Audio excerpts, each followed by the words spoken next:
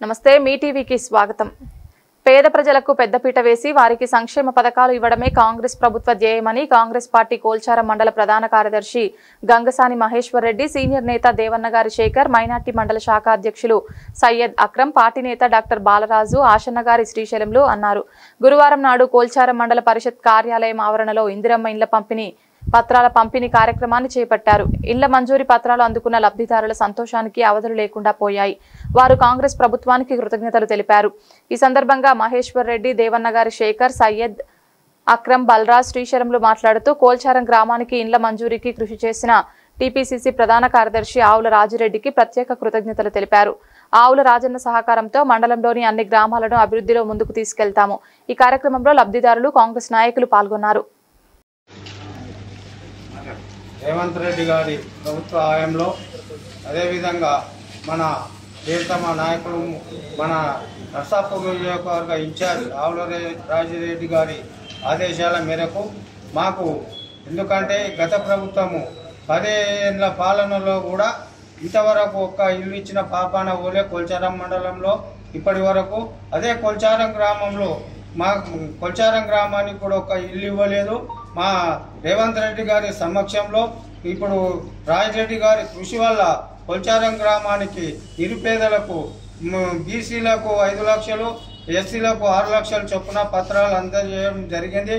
ఇదే విధంగా రెండో విడతలో కూడా లేని వారికి ఫస్ట్ విడత గుడిసెలు ఉన్న వాళ్ళకు, జాగా ఉన్న వాళ్ళకే ఇచ్చారు।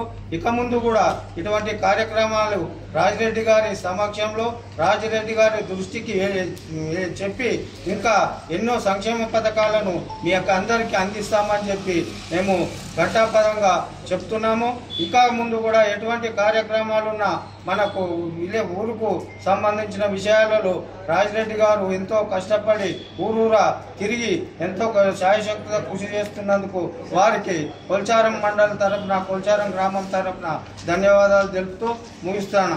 జై రేవంత్ రెడ్డి గారి ఆధ్వర్యంలో పల్లెల అభివృద్ధి కోసం గత ప్రభుత్వం ఇందిరమ్మ ఇల్లు ఎలా ఇచ్చారో ఇప్పుడు పల్లెల అభివృద్ధి కోసం కూడా మన ప్రభుత్వం తీసుకున్న నిర్ణయంలో కొల్చారంలో భాగంగా 29 ఇళ్లు రావడం జరిగింది। అందులో ప్రస్తుతం ఉన్న సభ్యులకు ఇల్లు మంజూరు పత్రాలు అందజేయడం జరిగింది। ఇదే విధంగా మా ప్రభుత్వం ప్రజల కోసం అభివృద్ధి కోసం కృషి చేయడానికి జరుగుతుంది।